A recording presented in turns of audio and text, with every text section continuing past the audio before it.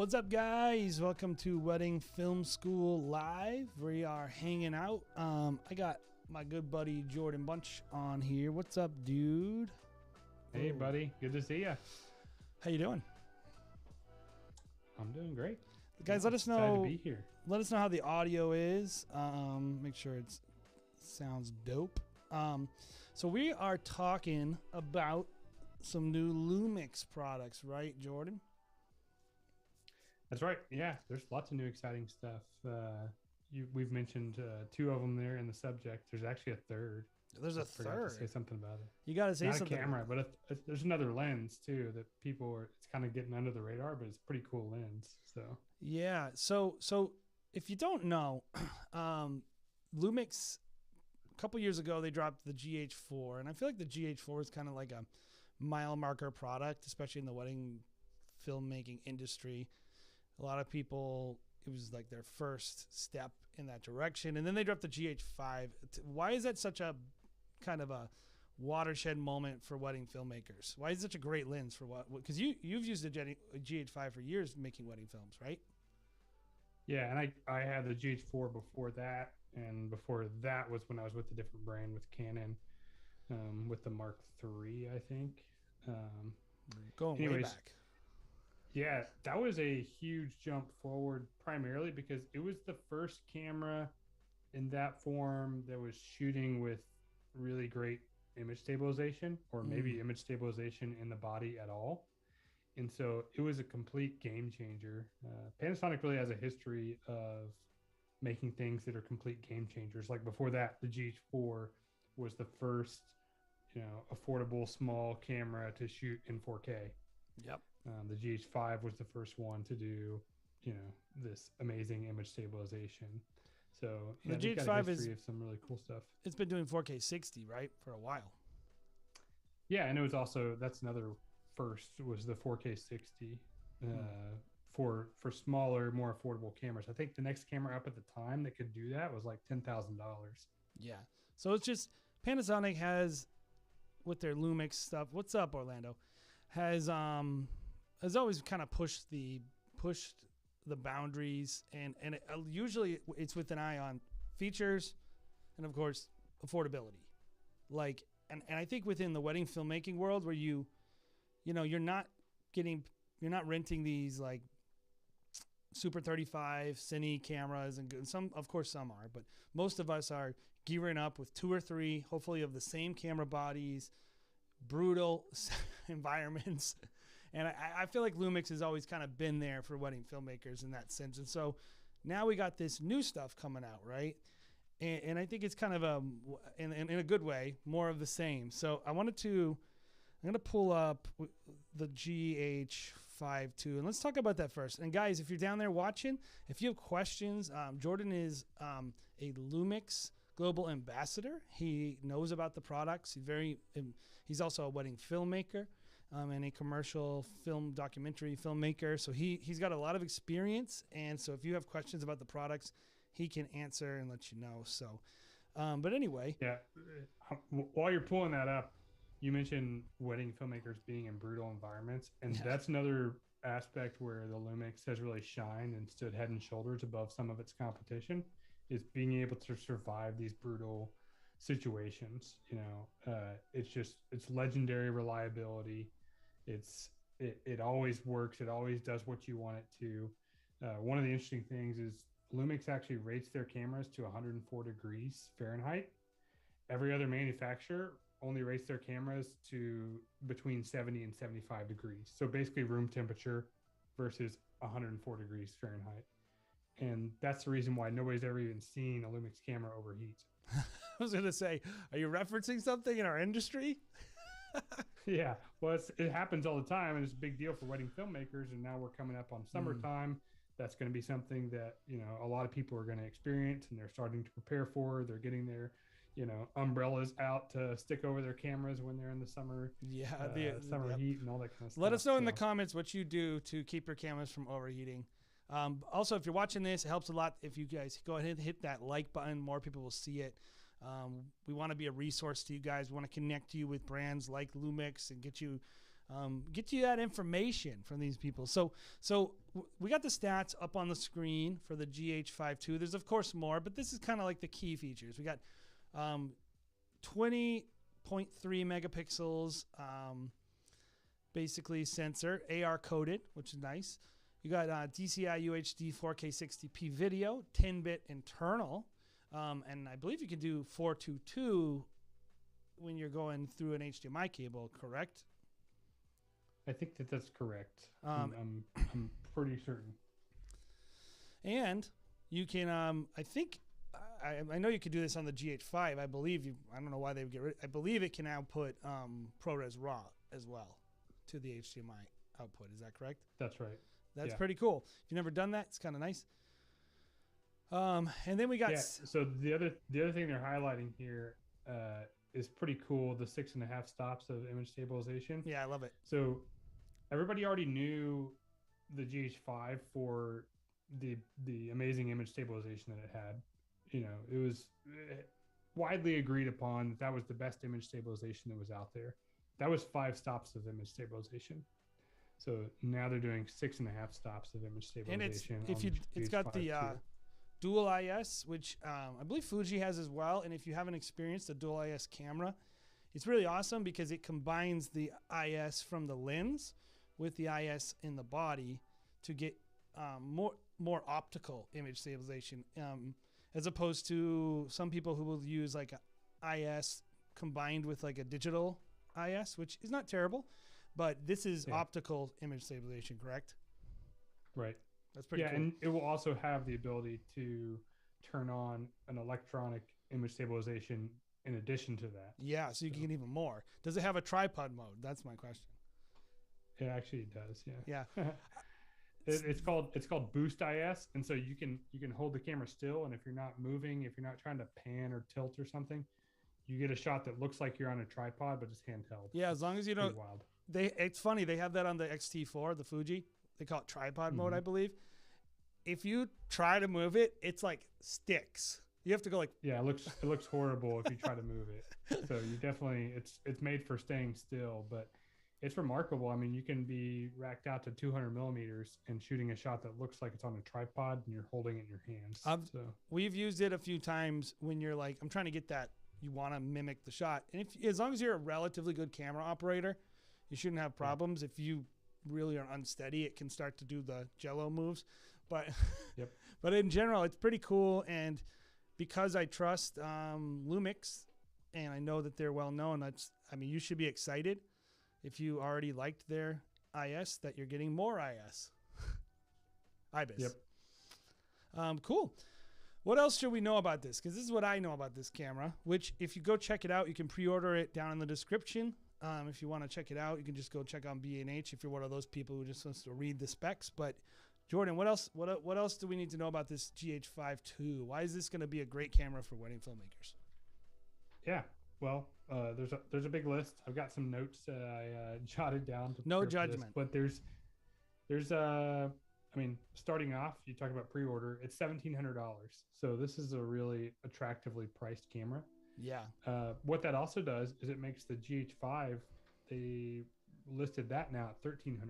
Yeah. So you can get a pretty amazing GH5 for $1,300, which they're still selling, but I imagine that they're going to end up discontinuing that in favor of the GH5 II. If you're looking for a C camera, man, and you're already planning on buying this camera. So I view this more as a refresh, an update on the GH5, whereas the GH6 that they've announced, that's more of like the successor to the GH5. So there's some incremental changes to this, but depending on who you are and what you shoot, this might be worth going ahead and getting this, even if you already have a GH5. Yep. And if you're interested in the GH6, stick around. We're going to talk about that a little later in the stream, so just stay tuned. Yep. So we already mentioned a few of those things you might be interested in. So I will say a lot of times wedding filmmakers aren't the most technical. So sometimes they, when I say they, I include myself, right? So sometimes we don't always understand what all these stats mean. So for example, with the GH5, you could shoot in log, but you're shooting an 8-bit log if you wanted to shoot 4K 60. So a lot of wedding films, you're utilizing that feature of 4K 60. You could only do an 8-bit. Well, when you shoot that in log, you don't really get all the benefits of shooting in log. So, we're shooting these beautiful, outdoor landscapes. Maybe it's backlit, so we really have this extreme dynamic range. So we want to shoot it in log. But if we're shooting an 8-bit, we're really only tapping into a small amount of the capabilities. So we're talking about an order of magnitude more colors that are involved in 10-bit. Yeah, if you're looking at, if you don't know what 8-bit versus 10-bit is, the simple way to put it is 10-bit has more colors. 8-bit has less colors. Yeah, a whole lot more. And so you're dealing with, when you get into the gradients, the blacks, the deep blues, the places, especially when you look at a sky and you see the banding from the color, where you see like the lines, that's usually because the bit rate is too low for how much color is in the sky. The more dynamic range you have to collect color, not just light, because there's dynamic range with your light, and that's your exposures. Yeah. You have dynamic range with your color too, and 10-bit color I actually think this is like the biggest game changer in our industry across camera bodies and manufacturers is the inclusion, the normalization of 10-bit color. I think if you have not shot 10-bit color, more than almost anything else, more than resolution, 10-bit color will revolutionize your films. Yeah, absolutely. And banding is a great example of that. Another example that I see often is weird stuff, weird artifacts going on with skin tones, because there's not enough color information in the skin tones. And when you start to push those files, because you shot it in log, then the files start to break apart because it's only an 8-bit. So when you shoot that in 10-bit, you've got a lot more color information in the skin tones as well. So hopefully we convinced you, if you don't want to buy a GH5 II, at least shoot in 10-bit. Like at least get going with that. But the GH5 II is going to be a great camera. So let's talk more about that. Yeah. So a couple of the other things that I think are nice updates. You've got a brighter screen with more detail on it, which again, we're coming up on, the summer wedding season, shooting a lot of weddings outdoors. A brighter screen makes a huge difference in the quality of life that you have while you're shooting a wedding. But also it's going to get you, a more accurate image of what you're trying to get. One of the things that a lot of people don't know, if they're coming from other manufacturers like Sony or Canon or Nikon or something, is that they don't know that cameras have things like waveforms or vector scopes, but these are super helpful tools for filmmakers. And Lumix has done this for a long time, included that across the board. But they have added a few things, like now you can not only get your waveform on your screen, but you can expand it out and shrink it down and kind of choose how big that's going to be. But if you're shooting in log, having a waveform is really critical. It's really hard to get an accurate exposure if you're shooting in log and you're not using a waveform, especially if you don't have a monitor where you can at least you got to have a monitor, guys. If you're shooting log, you got to have one or the other for sure, and it's really nice to have both. But being able to have that waveform is huge. They also did things like you can put the vector scope on while you're choosing your white balance. So the vector scope is about color. So there's like a line that will show you where skin tone should be. So it's really awesome if you're trying to, one of the things that I am known for in the industry is, for the last 4 or 5 years, I've judged the WPPI wedding film competition. And going on this year too, right? Yeah. Yep. I'll be there this year in August. I'll see you there. We're going to be there. Wedding Film School is going to be there. So fantastic. I look forward to hanging out. Yeah, dude. But you see skin tones all over the place in wedding films, and even within the same film. Yeah, absolutely. Yeah, even from shot to shot, we'll be in one shot and we have a more green hue, and then the next shot is kind of more magenta, and then we're back into green, and it's very jarring when you see these kind of color shifts. And it's because of the work that was done in camera. So being able to have vector scopes and know that you have an accurate skin tone in camera, and you're not going to have to go fix it later in post, is going to save you a ridiculous amount of time, but also just make your films better. I'm going to put you on the spot then. Can I Yep. output my scopes via the HDMI? Yes, you can. So you can output anything that's on the back of the screen. You can output it to your monitor. That's great. Now, given most monitors do a pretty good job with scopes, but some, if you buy a cheaper monitor, it might not have good scopes, which is fine. So the ability to use cheaper monitors that are nice and bright, but maybe don't have some of those bells and whistles, GH5 is going to help you with that, save even more money. Yep, for sure.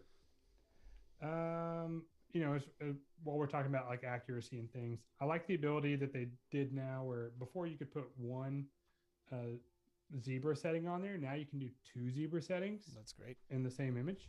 So if you wanted to like say, I'm going to expose for my highlights, but I also want to set one at like 70% for skin tones, then I could know both where my highlights are clipping and then where my skin tones are going beyond where I want them to. So that's a pretty cool one. If you're doing sound in camera, this is a really nice thing is they've put a much better preamp in there. So, you know, a lot of times with the GH5, if you were getting a really hot signal in, you couldn't turn the sound low enough in order to not clip. So now instead of going to negative 12 dB, you can go to negative 18. That's great. That's kind of nuts that you couldn't do that before, but the more control you have, the better. Yeah, so it's really fantastic preamps in there. So a big one for wedding filmmakers, especially in everything that's going on today, is the ability to live stream direct from the camera. This is so cool. This is super cool because for a lot of people, they didn't do live streaming because it was too complicated for them.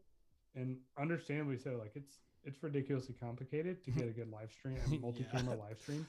We just did a BTS of one where I did it by myself, 2 cameras. I take a boat. First I had to take a bus to the boat, then another bus to the location. Nice. Live streaming. Go for it. Anyway. It's not easy. You got paid really well for that. No, I just got to make content for my YouTube channel. That was how I got paid.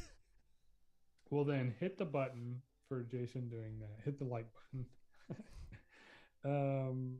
But yeah, so this is really cool because basically your camera is going to create a Wi-Fi signal that will then connect to your phone in the Lumix app, and you'll be able to direct stream from your phone. So you can choose in the app whether you want to, you know, stream onto YouTube, onto Facebook, or if you want to just plug in a stream key so you can put it on Twitch or anywhere because it's a stream key.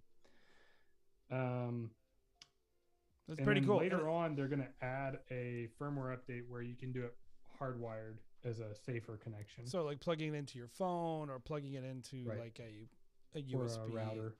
Yeah, hotspot or something like that. Yeah. So this is what they always do.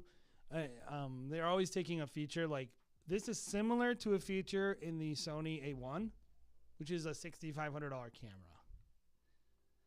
I'm sure I don't want to say no other cameras could do this because I'm not certain, but like when you think about like them always just punching above their weight, I think they're kind of like that's just what they do.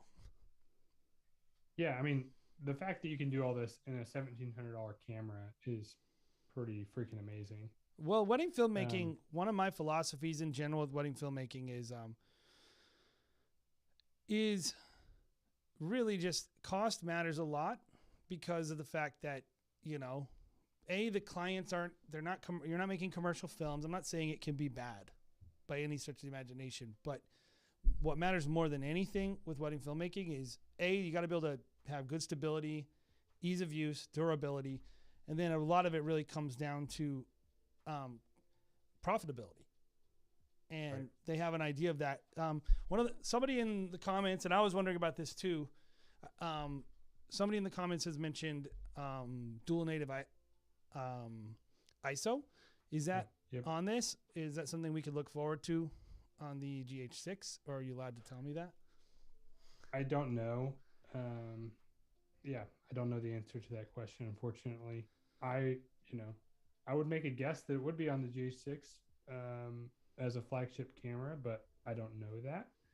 But we've seen a good history to tell us that that is a good possibility. I see the comment there. He also mentions he's using his GH5 as a B cam to the S5.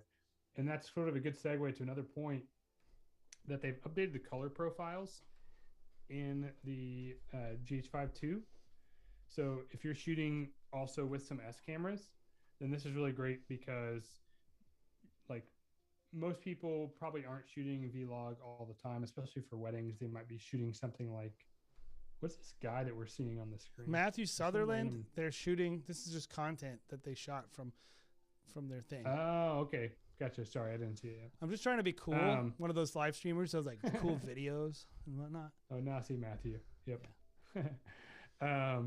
Anyways, so you're probably shooting more like on Cine-Like-V or Cine-Like-D if you're shooting a wedding. That's my guess. That's what I think most people probably do. Well, now the S5 updated those, and all the S line uses Cine-Like-D2 and Cine-Like-V2. So now you get those profiles in the GH5 Mark II. So your colors are going to much better match to your S5.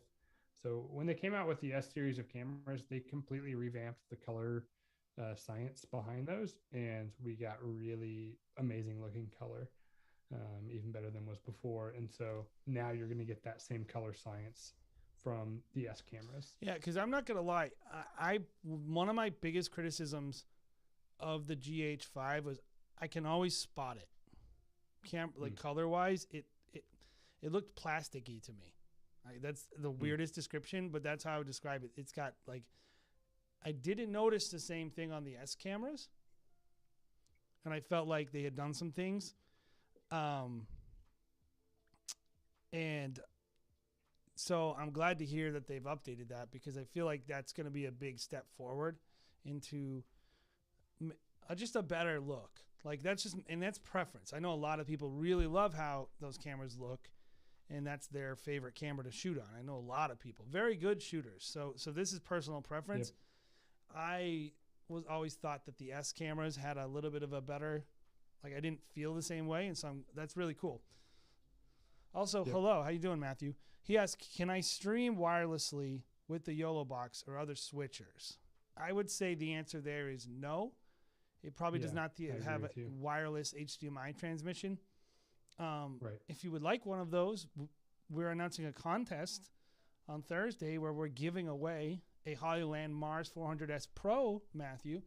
And so come to the live stream tomorrow night, and I'll tell everybody here, you guys are the first to know about this. We're going to be giving away let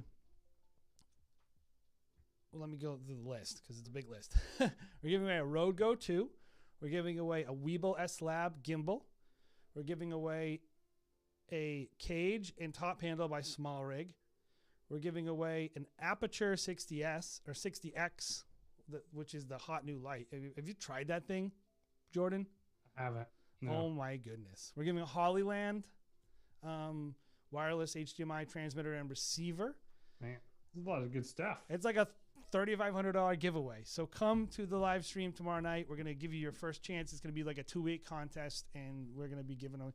It's the WFS 3K giveaway. So we're excited about that. So what else do we, before we get into the S, my video moved to the GH6. So before we get into that, there was a lens you wanted to talk about, unless there's other stuff on this GH5 you wanted to talk about. Yeah, two other things I'll mention. One is that they put a new battery into this, which will give you more battery life, but you can still use your old GH5 batteries. It's like awesome. Backwards compatible. Yeah, it's pretty cool how they did that. Yeah, it's like if DeWalt did that. Yeah, exactly. Right. The other thing is people are going to always ask about AF with Panasonic cameras. It's a hot topic. They have improved. People don't love that? They have improved the autofocus. It is still a contrast based depth from the focus system, but they are, they have done sort of like rework the algorithm, and it does work significantly better.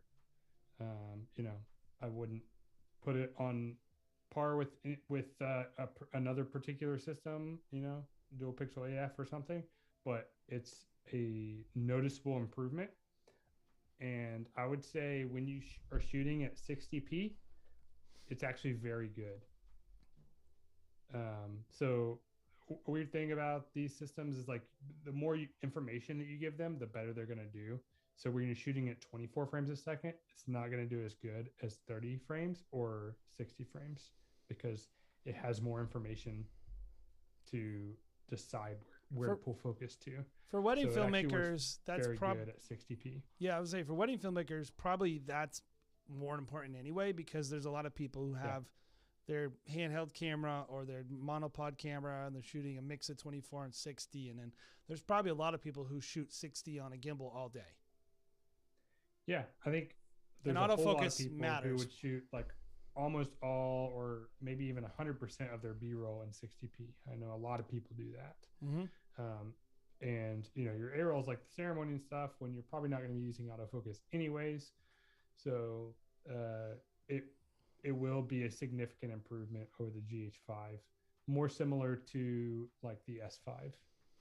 My question is, if I use this camera, can I get this guy's haircut? Like, it's amazing. You can. You can. You can. It comes with that haircut. Yep. Okay, I like that. Yeah. You do have to visit your barber shop separately though. Oh, they don't pay for that? Okay, so nope. I got a little video here if you want to see how the streaming works, guys. Where we'll just show kind of how it connects. I'm going in reverse just in case you're wondering, like, well, this is weird. So this is in the background, we kind of show how the streaming works. You kind of select your option and it will. So this uses a Wi-Fi network that you're on, or you have to turn your computer into or your phone into like an ad hoc? No, your camera is going to create a network that then connects to the same way it connects whenever you do like image sharing. Mm-hmm. I would do this all the time, all the way back to, I think the Canon GH4 did this. Canon did it. It's very unreliable, but but I would do this all the time when I'm doing photography, is send images over to my phone and then I would share them with the client right there. So it's using basically that same technology to live stream. Very cool. Yeah, I mean, I'm excited. If you are looking for this camera, you can pre-order it down in the description. It should be probably out. Do you have an idea when this is coming out?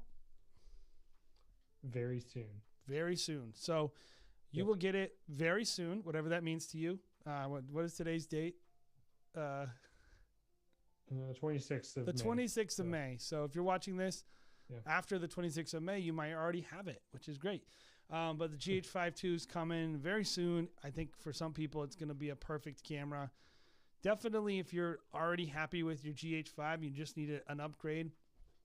I would say more than a lateral move, an improvement. If I was to compare it on the market, I would say it's definitely not trying to compete with the A7S IIIs or the R5s of the world. It's probably, but this is a very, very close comp to like a Fuji X-T4. Similar price range. It's like similar features. Like 60% less than those other cameras you mentioned. Yep. And you asked about the lenses. That I was talking about. So a lot of Lumix shooters will have the Leica 10 to 25 millimeter f1.7 lens. And so they have created a pair for that. So now you can also get a 25 to 50 1.7. So if you're used to full frame terms, this is like equivalent to like a 20 to 100 millimeter range between these two lenses, all at a constant aperture of 1.7. So pretty cool. So we got a 25 to 50 and a 10 to 25, and that's the older lens, right? Right. And the other cool thing is that they've made them where the bodies are the same. So like if you had a follow focus rig, you could use that same rig and just swap out the lens and not have to change anything else on it. Is the one I got on look the same. Is the one I got on screen, are these the correct lenses? Yep. Very Those cool. are the lenses. Very cool. So that's awesome. I mean, that sounds incredible and that's a what is that? A micro Four Thirds equivalent? Is that something like a 24-70 equivalent full frame? So this would be like 50 to 100. Yeah, and the other one's more like closer. Yeah, to micro Four Thirds is pretty easy math. You just multiply by 2. I'm not a micro Four Thirds guy, to be honest. I've never shot a micro Four Thirds camera. I'm always doing this confusing APS-C math or the Super 35 math. Yeah, 1.5 or 1.7 or whatever. Yeah, very cool. That's a lot easier. Yes. I mean, those are great focal lengths for wedding filmmakers too. I mean, you could shoot the entire day, other than maybe the ceremony if you want some different looks, and you have a third camera. Like you could shoot the whole day with just those 2 lenses, and you would be in really good shape. Do they have a 2.8 50 to 100 or something like that? They have 35 to 100. It's a 35 to 100. Yeah. 2.8. That's the go-to. That is like the wedding filmmaker lens, right? So that's awesome.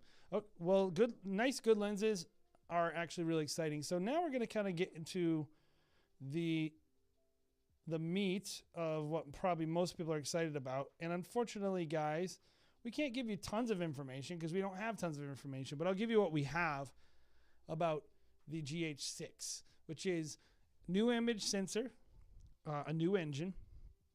We got 422 10-bit DCI 4K 60p unlimited recording. So this is closer to like what you would get in maybe an A7S III. 10-bit 4K 120 video recording. Not sure if that's internal or exported or whatever. 10-bit 5.7K 60p video recording. And it also has and more. So so this is definitely just a tease, because I think how the camera community is. Like if they had just come out with the GH5 II and not said anything about the GH6, like people probably would have been mad, Yeah, I mean, I would have been furious. Yeah, exactly. Because that's just the way that people are, But and actually, that's worth noting on the GH5 II also is the new engine. I think the new engine is actually like the primary reason why they made that camera, because they basically were at Panasonic is probably the best camera manufacturer at doing firmware updates. They're like right up there with Tesla of making your equipment so much better as time goes on. But they had run up to the limits of that processor. So they put the new Venus engine in. Now they're going to put another new Venus engine into the GH6 along with that new sensor.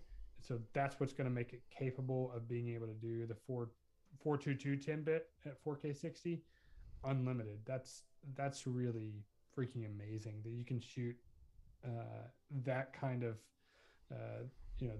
quality for an unlimited amount of time. Well, and I don't think anybody else can do that. This isn't inside information because I literally know nothing, but I'll say it so that it doesn't seem like he's saying it for Lumix.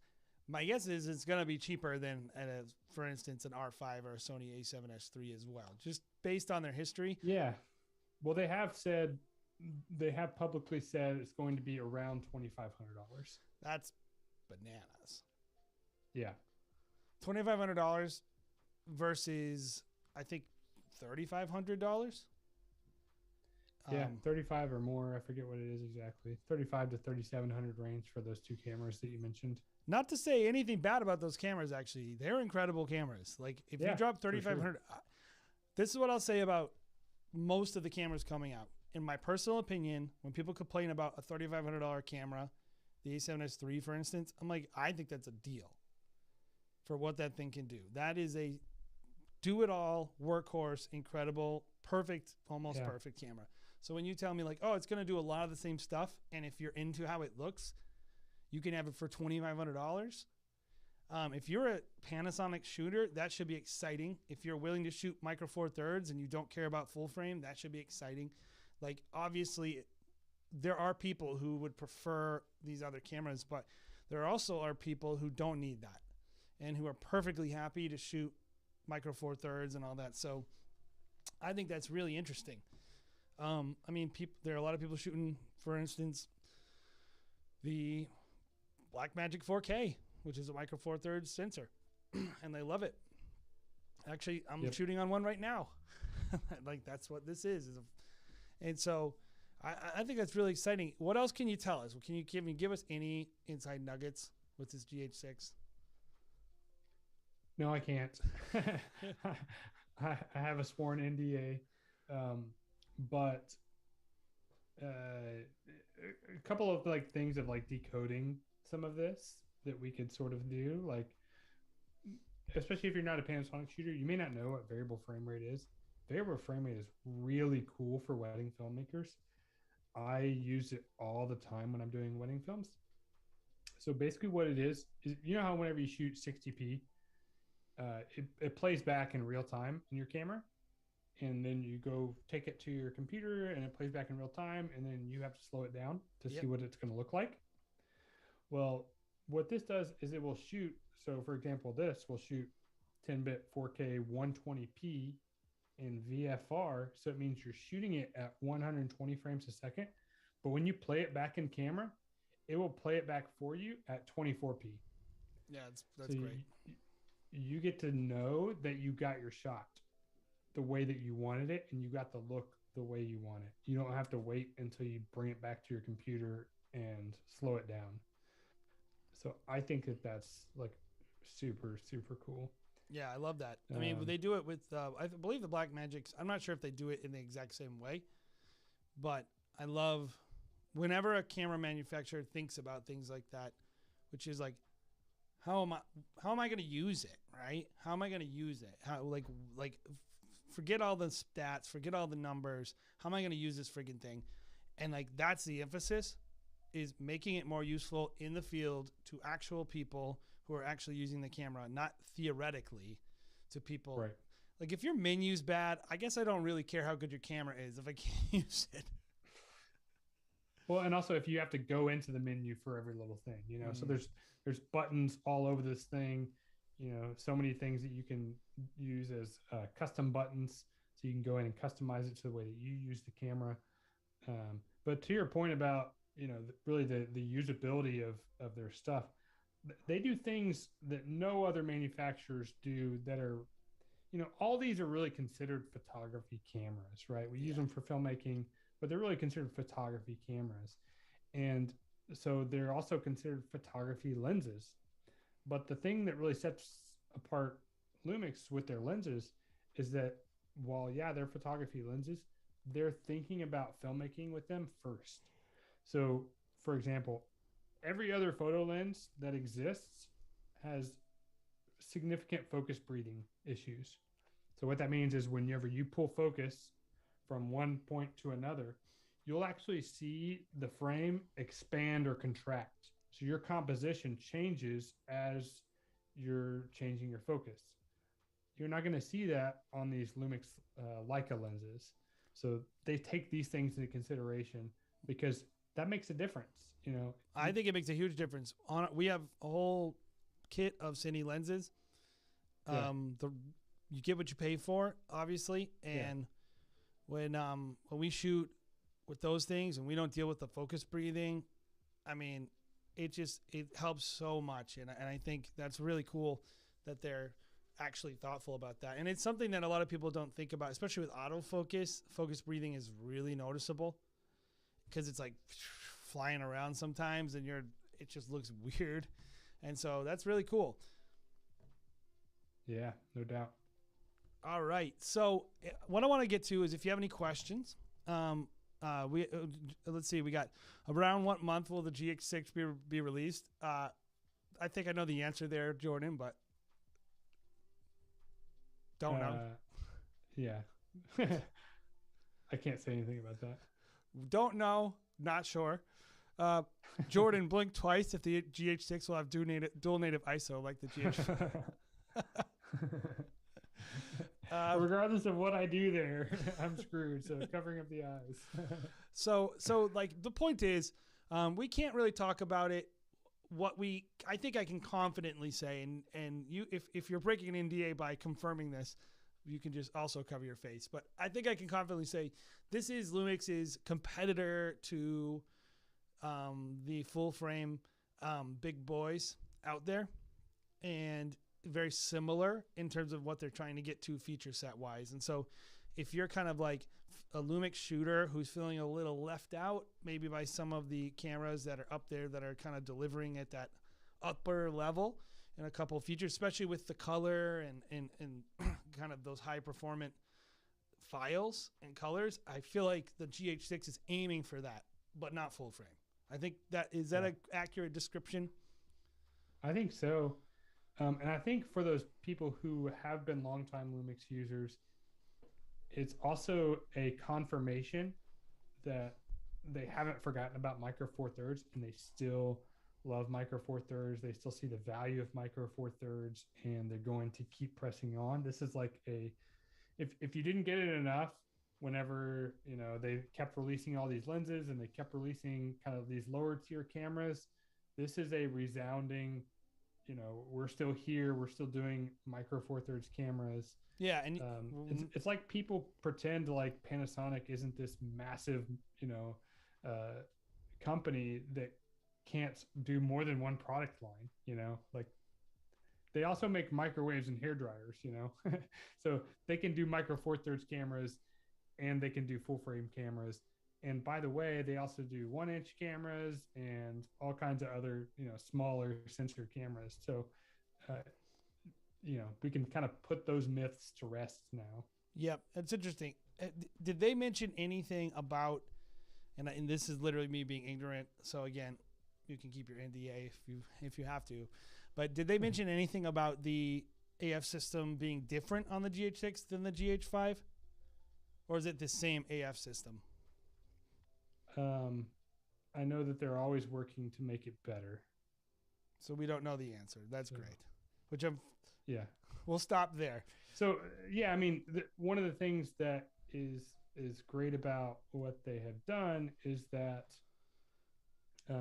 they're using a pretty advanced AI that they told us from the beginning, like whenever they first came out with this autofocus system, that it is going to get, whenever they came out with the S1 anyways, that's the first time I heard it, was they said the AI that they're using in there is going to make it where using the same depth from to focus contrast-based system, it's going to significantly get better over time as we do these updates, because we're able to gather more and more information. And so that's going to make it better. And that has been true. We've been going on a couple of years now since the S1 camera, and we have seen significant updates that have actually improved the autofocus of existing cameras if you just went in and upgraded your firmware. I'll tell you this. One of the things people forget is everything that you own that has electronics in it is essentially a computer.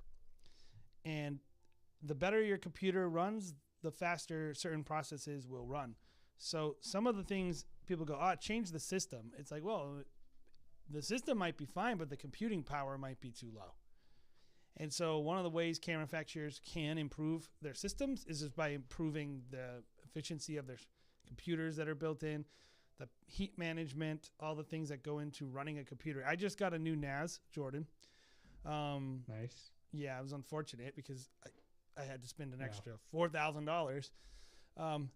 But now my system is freaking awesome. And we're gonna do a video on the channel, guys, of just showing the whole NAS system, because we got a brand new 16 bay NAS. We got some stuff plugged into it, so it's automatically doing copies of our dumb drive. And then we also got 2 more 6 bay Thunderbolt NASs. But I'll tell you this, my old NAS, which is network detached storage, if you don't know what that is, it had an old computer on the inside. And there was nothing wrong with it physically. It just couldn't keep up. It couldn't do the calculations, and it ran terrible. When I got the new one, it's 10G. It's all the same stuff, but now it's a faster computer, and it runs better. And I think I've seen that in real world over and over and over again, where things are the same but better because the computer and the technology improves. So I would encourage you guys, when you think about cameras, don't just think, did they change the system? But if they upgraded the electronics and they upgraded the firmware and they upgraded things like that, a lot of times that's actually the problem. and not the way that it did autofocus or the way that it did color. It just wasn't. Sometimes it's actually too advanced, and the computer's too slow. And so it seems like obviously they're gonna improve the guts of these cameras, right, Jordan? Yeah. Better electronics. Yeah. Better firmware. In the firmware, like one of the things I loved about the S cameras is that they put this mode in the menu system for manual focus where you could go and you could change, because these lenses are focused by wire. Yeah. But you could change you could change it to a linear focus throw, and you could change the degree to which you're pulling the focus. So for example, if I want to focus, on something that's 3 feet away from me and then something that's 30 feet away from me, I can change it to where I do this to focus on that, or where I do this to focus on that. For those that don't know, and I can make that adjustment, and that's really awesome. A cine lens typically is around a 270 degree throw to focus on those big old lenses, versus like a lot of I mean, they vary from lens to lens and manufacturer to manufacturer, but most photography lenses, which really is what we're actually using, right, Jordan, are pretty much like 60 to 80 degrees throw, right, which is like they don't even make a full rotation around the camera. And that's when you're holding in your hand, it's fine. But if you've never if you pick up a cine lens, you're like, I got to focus. You're like, yeah, exactly. But when you're working with a follow focus, things like that, having more degrees of focus gives you more precision. And so that's really cool that you can actually do that with the computers. I'm not a person who hates focus by wire, by the way. I know a lot of people hate focus by wire. I don't really hate it. The problem with it is that it's not reliable, because it's based on like the speed at which you're turning your hand instead of the distance that you're turning your hand. And so that was the nice thing with this update, is now you can change it to where it's adjusting to the distance so that you can do repeatable moves. You're not just, worried about your speed, but you can actually, if you want to, you could mark on the lens with some gaff tape or something. Yeah, that's huge. huge. From here to here, and you could actually do that, and it could be completely repeatable. And for filmmakers, that makes a huge difference. Yeah. So, hey, if you got any, Jordan, we're going to go soon, but I want to see if anybody has any last minute questions before Jordan goes and before we sign out. If not, okay, we got one. Oh yeah. He said most underrated new feature. Sounds underrated, by the way. Sounds great. So yeah, it's really awesome. I use it all the time. The S1H is my primary camera now. And I love that feature. Yeah, it sounds great. Hey guys, if you enjoyed the video, if you thought it was helpful, go ahead and drop a like. If you're not subscribed, I would love it if we could earn your subscription. That'd be great. We are going to be dropping another live stream tomorrow night. We're doing film critiques. If you are a person that is a wedding filmmaker and you'd like your film to be critiqued, we do them every single Thursday night at 9 Eastern. I'm going to drop a link down in the chat. Any kind of last second stuff you want to tell them about Lumix or anything like that before we go? Lots of exciting stuff on the horizon always. So yeah, we'll see more soon, I'm sure. Yeah, I mean, I'm excited because we're talking about shooting events again. Yeah. It's so great. I mean, I told somebody, I'm like, I'm going to be tired this year. It's going to be brutal, but you're going to have a hard time messing up this summer for me. And I refuse to let any of you people do it. I'm going to have a good time. I'm going to go shoot. I'm going to make some money. I'm going to make some beautiful films. And I hope you guys out there have the same attitude of optimism. Let's freaking do this, guys. Let's have a great summer. Any of you guys who want to hang out tomorrow night, 9 o'clock Eastern, like I said, we're going to be launching our brand new giveaway. We're giving away a Zhiyun crane, or it's not crane, not that, a Zhiyun Weeble S. We're giving away the Aperture LS60X. We're giving away a Hollyland Mars 400 S Pro wireless HDMI transmitter and receiver, a Rode Go 2, and a small rig cage and handle, and we're giving away a YOLO box. That's what I forgot. We're giving away a YOLO box. So we're giving away a ton of stuff, and we're announcing that contest tomorrow night on our live stream during our film reviews. So come hang out with us, bring a drink, and yeah, guys, check out all the other stuff we got going on Wedding Film School. Have a great day. Thanks, bro. Flash the gang sign at the end.